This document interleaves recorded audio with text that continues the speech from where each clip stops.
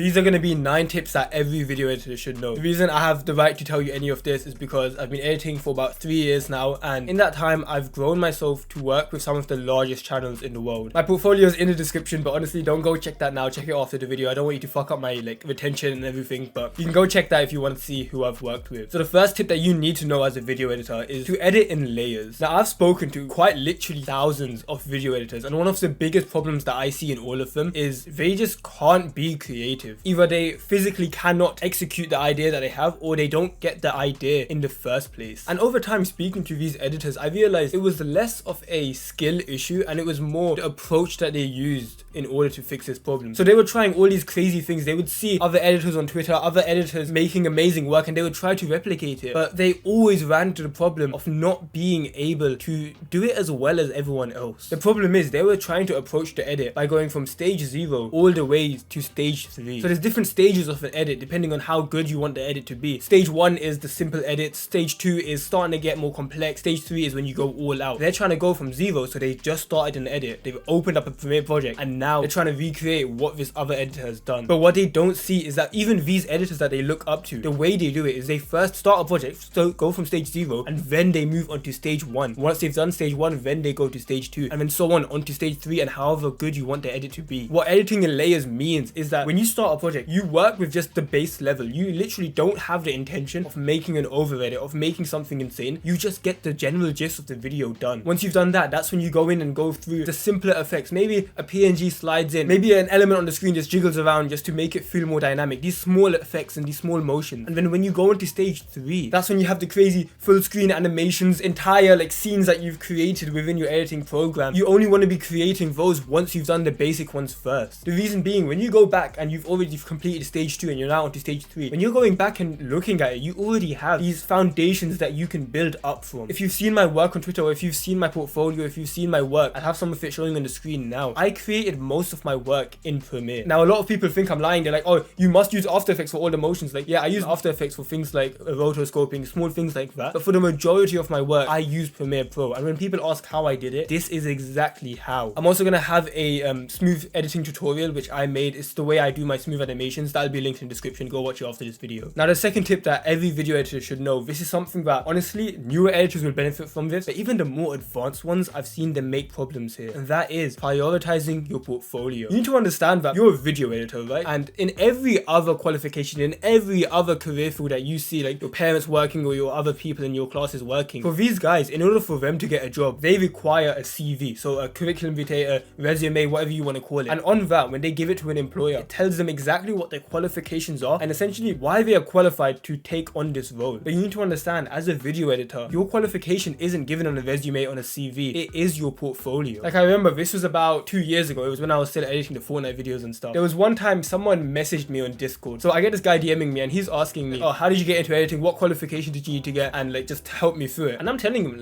bro, I'm literally just some random kid. I started editing as a hobby, doing gaming videos, and I've somehow found myself here. There was at no point where I went through some college degree or some university thing where I had to learn editing. That's the beauty of this thing. The barrier to entry for editing is genuinely so low. All you have to do is have a computer, which it doesn't even need to be a good computer. You could have a shit computer. I started with a laptop where it couldn't even run Discord properly, bro. That's what I started editing on. So literally anyone can start, and what gets you up the corporate ladder for editing, so for you to move up the ranks, it is your qualification, your portfolio. So now that you're someone that understands how important it is, I want you to just think about all the editors that don't either have a portfolio at all or prioritize it. You know how important it is, and all these other editors that you see around you, the ones that are struggling to get clients, they aren't prioritizing the one thing that in any other career would have been the sole reason that they would get the job. They work so hard to find out about this, oh, one AI tool to fix their software, or which software should I choose? Bro, just use fucking Premiere Pro. It's not that hard. But they're focusing on all these different things, but what they don't realize is that none of it matters if your portfolio, your qualification isn't in check. The reason I'm specifically saying portfolio and not a showreel is honestly this one reason. So your work, especially if you're a little earlier, if you're not making like the 8, 9, 10k yet, you're gonna find that your work is continuously going to be getting better. It should be that every single month you're looking back at your work and you're thinking like, damn, I can't even imagine that I used to edit like that. That's the progress you should be making. And it's important that we're able to show our potential clients, show people on social media, show like anyone that's looking at our work that we are making this progress. The problem with a show reel, let's say you want to change in one piece of work, that's going to take you the entire day just to re-edit the show reel. If you want to do that, you're going to have to genuinely change the entire show reel because the flow is going to be different, the length of the clip is going to be different. You got to change the whole show reel. Compared to a portfolio where literally all you need to do, go into your like portfolio editor, click the link, paste in a different YouTube link, and you're done. Consider how much you're going to improve in the next 6 months. So think about when you first started editing, think about how much better you've already gotten. Now imagine how much future progress you're going to be making, especially considering you're watching content like this. You're going to be improving a fuck ton. So now you can see how much of an advantage it is to be able to just hot switch different links and show clients that improvement that you are making. And talking more logistics, talking about how to actually make it, we're not going to go fully in that in this video only because it's a whole topic on its own, but the website I recommend that every editor makes it on is Card. The reason being, it's cheap as fuck. Like genuinely, it's like 20 bucks an entire year. Second of all, it's the easiest one that I found to use. Third of all, I use it, and if you want to get like me, then just fucking use it, innit? Now the third tip that every video editor should know is that they need to find their workflow as soon as possible. Now this isn't me saying like, oh, you have roughly the right idea in your head, or you know that, oh, I'm going to be cutting and then I'm going to do the effects and then I'm going to give it in. You need to genuinely know on an autistic level, step by step, what you are doing in each edit. Like there's so many editors that have the goal of making money, and honestly, I fucking applaud you because making money is not a bad thing. I get so pissed off when people talk about money being like this negative thing that you need to make. You can provide value to people and make money. That's a completely normal thing. The problem is they're making a certain amount. They're trying to like increase their income, but what they don't realize is the largest reason they're not making that money is they're working like absolute retards. They're spending 15 hours on a video when it should take them 10. They're spending 10 hours on a video when it should take them 5. You realize there's pretty much nothing else that has a linear correlation to how much money you make than productivity. If you doubled how quickly you get a video done, you would quite literally double the income you make. You get a video done in 5 hours rather than 10. That means you can take on another video and you've still taken the same time that you would have otherwise. Now scale this up, not only do you get the payment from the 2 videos, but just take a moment to think about it. No other video editor thinks about this, but you're going to be someone that understands this concept. When you get a video done twice as fast, not only do you get paid for it, but think about how much more practice you're getting. It's almost like doing a rep. So this is what I like to call just putting the reps in. You're going to have like noob gains when it comes to you video editing because of how many videos you're getting, how many reps you're just putting in early in your career. This is why having a workflow, and more specifically having it actually written down and not just like some vague idea in your head, if you get to do that, not only do you make double the money you are right now, but the growth of your income increases faster than anyone else because you're simply putting more reps in. I've done a video on workflow before. I'm probably going to forget to link it, so if you just search up like Malice workflow, I talk a lot about workflow in there. The fourth tip that you should know as a video editor, it's stealing like an artist. Now with a lot of editors, what you'll hear them struggle with is finding their style and kind of standing out in the marketplace. They've tried like the quite simple edits, but they want to take it further because they know they'll get paid more for it, and they're looking at all their different options and they're thinking, oh, should I do the Iman Gaji style? Should I do this style? Should I do that style? The problem is when you take something that's as supplied as the Iman Gaji style, when you have all these thousands of new editors competing against you, you need to realize that the price for the Iman Gaji style is quite literally a race to the bottom. If you're going for the Iman Gaji style and you know that you're competing with other editors, when a client sees that you and another editor who's doing the same style is doing for slightly less, who do you think they're gonna go to? And you might think that, oh, but mine is slightly better, I actually have mine optimized for retention. But bro, the client doesn't give a shit about that. If your work both looks the same and he's a little bit cheaper, he's gonna go for him. So then you're here sitting with no clients thinking, oh, I wonder how I can get more clients. You know what, maybe it's my prices. I'm gonna go slightly below, and then when I get more clients, then I'll go up. So you go a little bit lower. You were charging 200, 250, and now you're charging 150. So now you might get clients. You get 1 or 2 people coming in, you edit the videos, you're kind of pissed off because you know you're not getting paid what you're worth, and a week later you're back on 0 clients. The reason being, you dropped your prices, and when the client was looking for an editor, he realized you were the cheaper guy, you had the same style, so he went with you. Now that other editor, he realized, oh, I have no clients, maybe I should drop my prices, so he goes to 120, and then you're you're like, oh no, I have no clients, and then it's a race to the bottom. And you might think this doesn't apply to you, but bro, I promise you would be delusional to think this doesn't apply to you. If you try to take on this Imam Gaji style, this finance style, don't get me wrong, it's good as practice. I've done the style just to practice as well. But when you make that your main thing, you're just a commodity on the market. Anyone can replace you. And when you offer nothing special to the marketplace, when you honestly, you're not unique. I'm sorry to say this, but you don't deserve to get paid more than someone that is. So there's 4 market positions that you can take, any business can take, in order for them to succeed and excel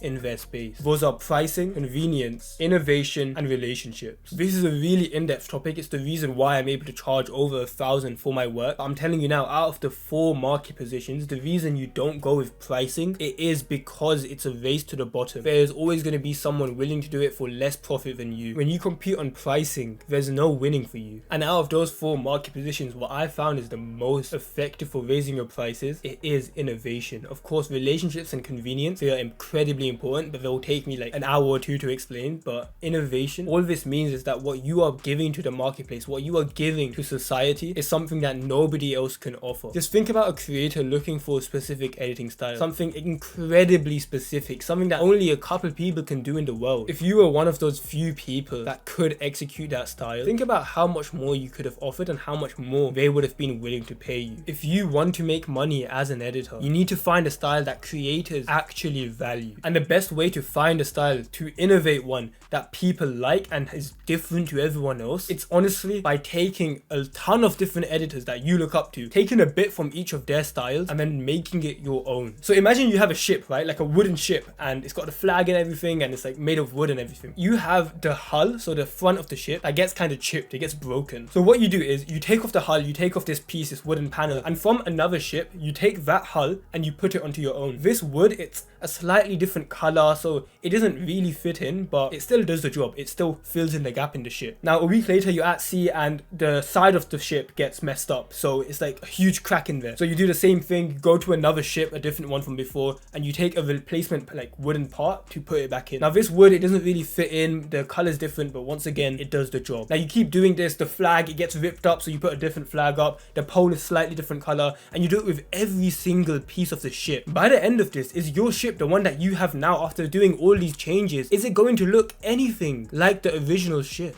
Of course not. That's exactly what finding your editing style is like. It's by you stealing parts from other editors and turning it into your own. If you want to see my actual system for it, I use something called the editing vault, and at the bottom you have like what I call an inspiration bank. This is where while you're going about your day, while you're watching videos, while you're talking on Twitter or on Discord, you'll be able to just take screenshots of people's edits and put it into your own inspiration bank. The reason it's so powerful is because when you're editing, when you're struggling to be creative, when you're struggling to find your style, all you do, take different pieces from this inspiration bank and then merge them together and then turn it into your own edit. It's what I used over the last year or 2 to get work that looks like mine, and it's so complex and it's so different. But at the end of the day, what people don't realize is I'm just the amalgamation of 100 editors I used to look up to. If you want the link to that, to the editing vault, so it'll be like a Notion document where you can put your inspiration and everything, go down right now, the link will be in the description and you'll be able to go get it for free. The 5th tip that you need to know as a video editor is seeing editing more as a business. A lot of people don't realize this, and I think it's because of how young we naturally are. What you're doing here, it's no longer just manipulating a few pixels or doing it as a hobby. You are genuinely starting a business. You're going to be dealing with thousands of dollars. You're going to be doing a service. You're going to be having clients and customers. What you're doing here, it's running a business. And most editors, they forget that this fact exists, so they don't go about it in the right way. If you want to do well as an editor, trust me when I say this is why I teach a lot of what I teach. It'll be the fact that you should reinvest into yourself. It should be the fact that you should market in this way. Of course, being good at editing is important. Like this dumbass kid, I remember once he commented, he's like, oh, I didn't know the way to be an editor was to not edit. It's like, I'm not saying that you can be shit at editing. What I'm saying is that you being able to edit is the base skill. You being good at editing is a prerequisite to you making money as an editor. But after that, you need to learn all these other things. And if you don't know where to look, honestly, you're going to take years to even find out. Start looking at editing as a business, and just like most businesses do, reinvest ruthlessly back into it. I've genuinely spent thousands and thousands of dollars back into the business just so that I can perform better than my competition. It's things like you buying a hard drive because you're dealing with large files every day, so it makes sense for you to get rid of that stress. guess. It's you spending on this tool. So you buying like a service. So let's say runway.ml. It's an AI tool. I don't have like a fucking affiliation. It's genuinely something I use. It's you buying a software like that so that your editing can get better. It's you paying to learn from someone, from you getting mentors and like you buying courses and shit so that you can improve your skills. I feel like courses, mentorships, all these things, they have such a bad rap, and honestly, rightly so. Most people,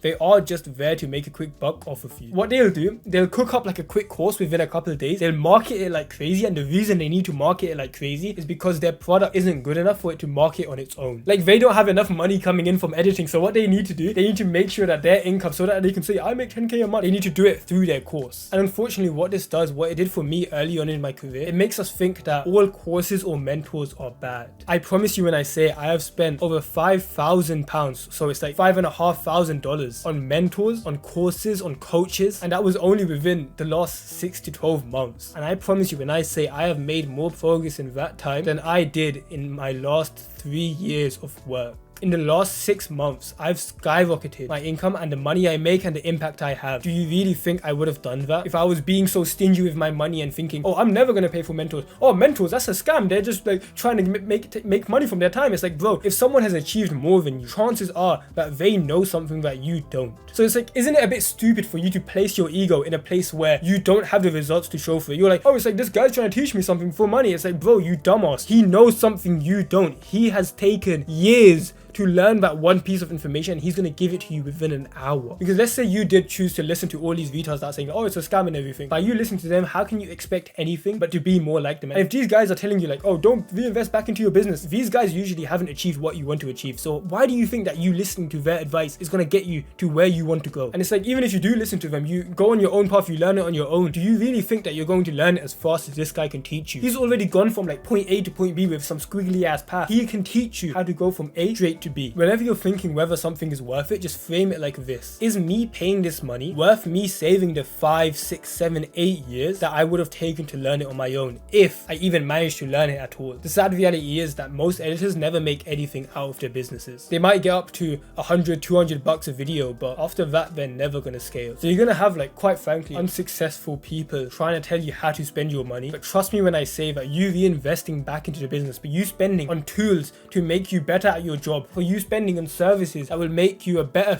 suited editor to work with a client, these are things that shouldn't even cross your mind. If you're going to spend 100 bucks on a service, so that means that your videos are going to be making 10% more money over time, and that's not just like 10% each video, it's compounding, so every video gets 10% more. For you to spend a couple $100, even thousands, bro, it'll pay off in such a ridiculous amount of time and so many times over. Now the 6th tip that you need to know as a video editor, and I hope you're listening carefully because this will genuinely skyrocket how much progress you make, it's embracing obsession. We've all been kind of told all our lives that to have this balance, this work-life balance, so don't take this too seriously, just have it on the side. The problem is when I tell you, if you actually want to make a good amount of money from editing, it means you're gonna need to be obsessed. Do you really think that we got to where we are now by keeping it on the side, by doing it in our spare time, by having work-life balance? Sure, having other things in your life, keeping socially connected, keeping your health in check, sleeping and everything, these things are important, but you being obsessed over your craft, over editing, over the thing you want to make progress in, it's not even like good for your editing career, it's necessary. Because if you're editing on the side, if you're, oh, I'm just doing it as a hobby, I'm just seeing where it goes, do you really think that I'm not gonna fucking destroy you when it comes to competition? When me and the other editors that listen to me, we're fucking obsessed with this one thing, and you're here doing it as a hobby, doing it on the side, we're gonna fucking take your clients, we're gonna take all the money in this industry. When we're sitting in Discord calls just to teach each other and learn from each other and network, and when we're literally so obsessed about editing that we're fixing our outside lives as well, we're literally like, we have goals written up on our walls, we have frameworks that we're following to make our editing careers worth it. Do you really think that you're going to be able to compete with us? Because you've been sold this lie of balance. You've been told that when you balance things, that's when you'll make the most progress. But every single person that you look up to, they had periods where they would sacrifice other parts of their life in order to make progress in this one thing. And of course you will have times when you are in balance, when you are focusing on these other things. But if you're watching this, you probably have more ambitious goals than making 1,000 a month. You probably have ambitions bigger than that. And if you want to achieve that, you're going to need to sacrifice at least a few months to this. And at the end of that, you look back at it with so much gratitude, knowing you've done that work, knowing that you're making so much more money than people your age can even think about. The money we are talking about is genuinely so unfathomable to most people your age. You're speaking about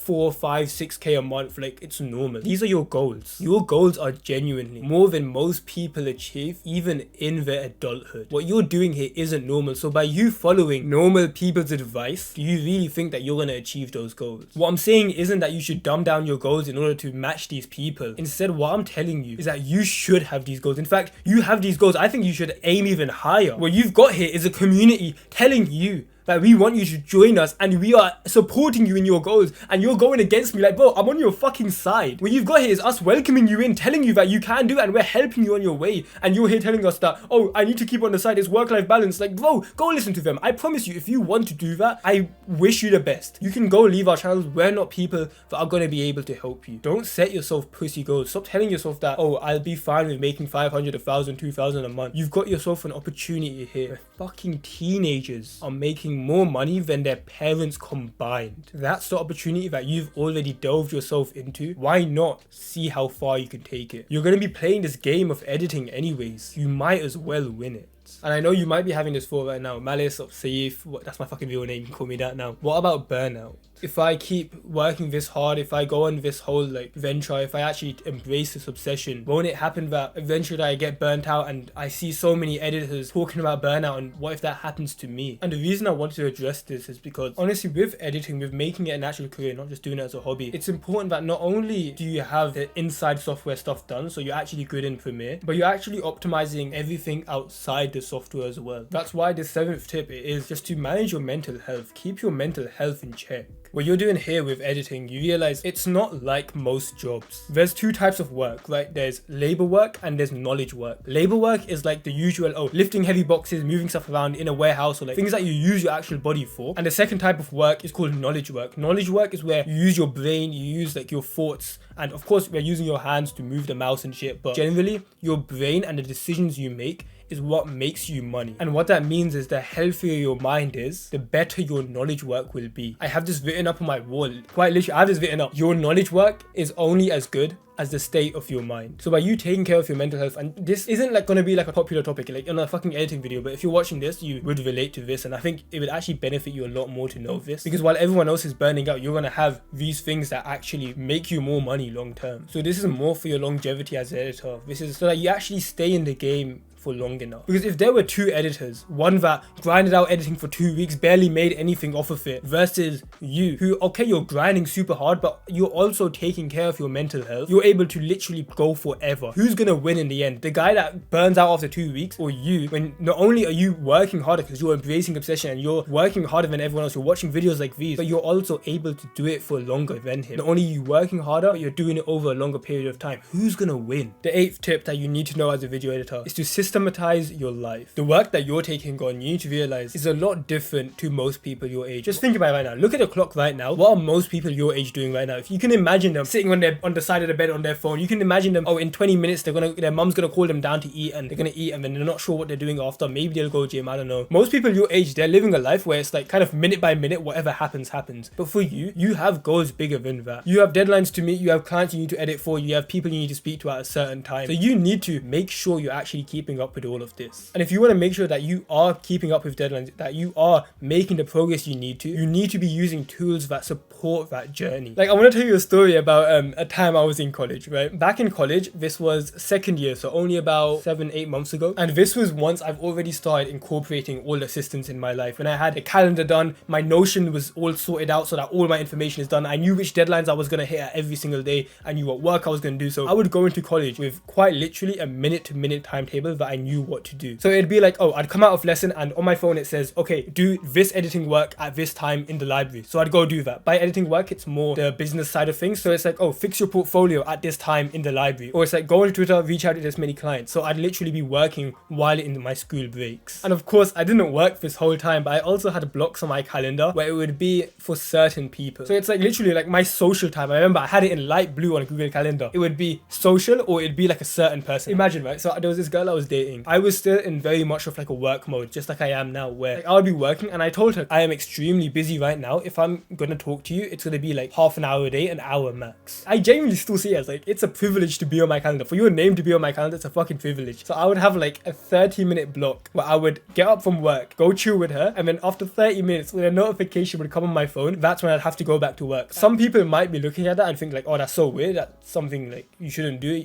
Don't you hate your life? But my work is genuinely something I love, and I see it as like me being in a relationship, me progressing in my career, I see as equally enjoyable things. But properly just systematizing your life, make a Google Calendar. Like Google Calendar and Notion are the two like platforms that I use. That and just reducing all your distractions. Trust me when I say this, if you want to make crazy progress in anything in your life, you need to be using these systems. And the ninth and final tip for video editors is to simply surround yourself with people just like you. There's this quote, you've probably heard of it. It's that you are the 5 people that you spend the most time with. What this basically means is that if you were put into a situation and you chill with these 5 people for the next 6 months, you would probably be more likely to pick up on their traits. It's like when you start chilling with someone new and then after a few months, you start saying like this one word that they used to always keep saying. So we all like to think that we're individualistic, that we have full control of ourselves, but when it comes down to it, we are very influenced by the people around us. And I know there's going to be one kid who's like, actually, I am extremely disciplined and I think I will never be the people like that, even if they do bad things. But it's like, you'd be stupid to think that you aren't influenced by the people around you. It's in our fucking genes to be able to copy other people. So for us, it's not the fact that we're trying to be less influenced by people, we're trying to change who we are influenced by. You can't change your genetic makeup, you can't change how influenced you are by people, but you can change the people that you chill with. And such an easy way to make insane progress in your editing career is to surround yourself with absolute fucking killers in the editing space. Because if we're being honest right now, you probably don't have that many people in your life. You probably don't have anyone in your life that actually edits as well, or edits on the scale that you want to be at. And I'm exactly the same, right? Like people in my life, okay, maybe like 1 or 2 of them edit on like fucking CapCut or something, but generally nobody has the ambition to edit as a full-time career. But on the other hand, I can still say that I have an amazing network of video editors. If I needed a good video editor, I can hit them up. If I needed help, I can hit them up. If I needed a client, I can hit them up. The reason being, the 5 people that you surround yourself with, that includes online. By you watching my content, by you going through my stuff, that is me being one of those 5 people that you're spending time with. So if you look at what I've done, if you enjoy what I teach, that's going to be beneficial to your career. Now let's think about the 4 other people that you chill with. Are you really going to have it as some random YouTuber that you don't really give a shit about? Is it going to be some other editor that's just trying to sell you a fucking course? Is it going to be these 2 random friends that honestly you don't even respect that much? Having friends around you 100% is one of the most beneficial things you can do. Like we said before, taking care of your mental health is an extremely important thing, and social connection, talking with your friends, having time with them is one of the best ways to have that social connection. But when you have friends, we can't even fucking call them friends, let's call them leeches, when they don't offer you anything in value in exchange for your time. Value doesn't need to be monetarily. Value, all it means, it could be them entertaining you. When you chill with them, you genuinely feel good about yourself. I hear editors talking about their friends and it's like, bro, you don't learn anything from them. You feel worse after the interaction with them. They literally make you feel tired. Why are you even calling these people your friends? So really think about these people that you're talking to. If they haven't got what you want, if they're not helping you in any sort of way, I highly recommend just double thinking who you're chilling with, the people you watch, the content you consume, because you might not realize it, but these are all things that are influencing you and the success you're gonna have. What you're seeing here is honestly a group of editors that have started this thing. Maybe they did it as a hobby a while ago, but now they have realized the potential they have and they want to unlock that. You see larger editors around you. You see people working with these large channels getting paid literally thousands an edit. You probably can't even imagine it actually. I couldn't imagine someone getting paid more than $50 a video when I was editing Fortnite videos. And when I was editing videos for $50, I couldn't imagine someone doing it for 200. When I was doing it for 200, I couldn't imagine someone doing it for 1,000. You don't even know how much potential you have. I was just like you. I was editing game videos on my little laptop, and now I sit here. Literally, this is my dream childhood setup. The PC I have now, the monitors I have, the lights, the desk. These are all things that I wanted as a kid. In fact, I didn't even want a setup like that, bro. All I wanted was a PC. I would ask my parents, I would be like 15, 16, and I would ask them, yo, dad, can I buy a PC? And he would say like, yeah, but honestly, we couldn't afford it. This isn't like a weird pity thing, but my family, we couldn't afford like a PC. PC. I'm not asking for pity or some shit. I'm grateful for everything that happened to me. If I had the PC back then, if my parents bought the PC, I wouldn't have had to work on my PS4. So I edited videos on my PS4 before making Fortnite videos. And then that would have meant I couldn't get the laptop. And if that laptop was too good, I wouldn't have been motivated to work hard and buy the PC. And essentially, I don't know, man. I just sit here today and I'm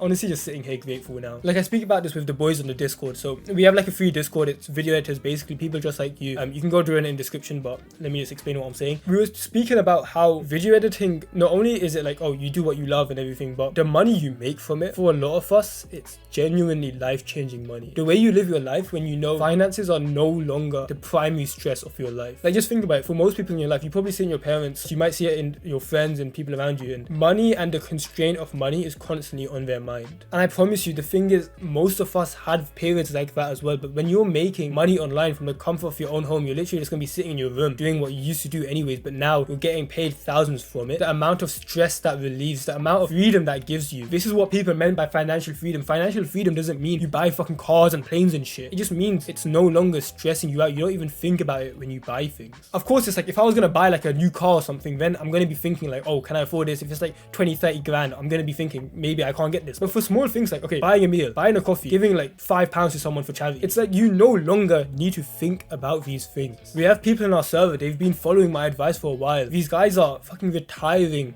their parents. Just think about that. Because they edited videos and they actually took it seriously, they listened to my advice, they were able to repay their parents in probably the best way possible. You have that same opportunity in front of you, and honestly, it would sadden me to think that you would throw that away. You've gone from stage 0 to 1. You already know how to edit videos. Just being able to like open up a software and understand what the hell is going on is hard enough. 99% of the population can't even do that. You have gotten from stage 0 to stage 1. You've done the hard part, and all you need to do now is scale up and listen to advice and actually try, and you have no idea how life-changing it would be for you. So if that sounds like something you're interested in, if you want to actually join us, if you want to be someone that finds out the potential you have, then I welcome you to join us. You can scroll down right now, click the red subscribe button. We also have the Discord you can join. You can go meet different people. Just join the voice chats, you'll be able to speak to them. And other than that, take care. Peace.